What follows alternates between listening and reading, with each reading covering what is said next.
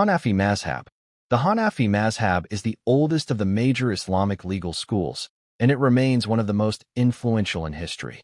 It was founded by Imam Abu Hanifa in 8th century Iraq. What sets this mazhab apart is its rational and flexible approach.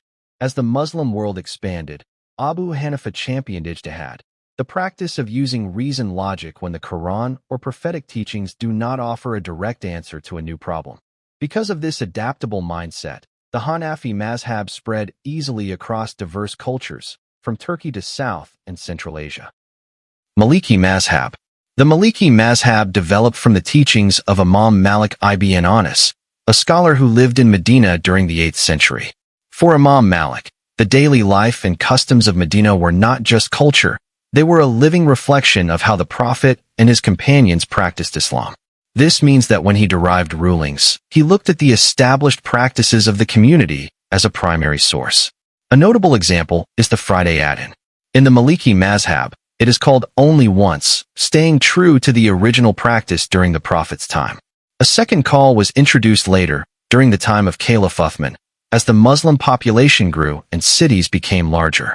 Today, the Maliki Mazhab is mainly followed in North and West Africa, including countries like Morocco, Algeria, and Tunisia.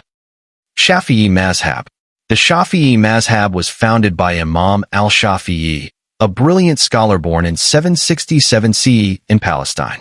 He later studied under Imam Malik before developing his own structured approach. He helped organize Islamic law into 4 main sources: the Quran, Hadith, Ijma, and Qiyas. One of the most well-known opinions in this mazhab is about physical contact between unrelated men and women. According to this view, even a simple touch can invalidate wudu, the ritual washing Muslims perform before prayer, regardless of intention. Today, this mazhab is widely followed in Southeast Asia, including Indonesia, Malaysia, and Brunei. Hanbali Mazhab. The Hanbali Mazhab comes from Imam Ahmad bin Hanbal, who lived in Baghdad during a time of intense intellectual debate.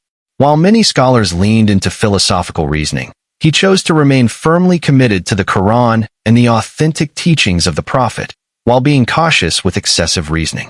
From this approach came the Hanbali Mazhab, a school known for its strict adherence to the original sources, the Quran and authentic Hadith. For Imam Hanbal, if a reliable narration existed, it was sufficient. Reason was used to understand the text, not to override it. For example, there are authentic hadiths that prohibit silk for men, with only limited exceptions, such as medical needs. The Hanbali approach takes this text very literally, without extending or reinterpreting it beyond what is clearly stated. Today, the Hanbali Mazhab is most commonly associated with Saudi Arabia and parts of the Middle East. The Ja'fari Mazhab comes from the Shia tradition and is based on the teachings of Imam Ja'far al-Sadiq.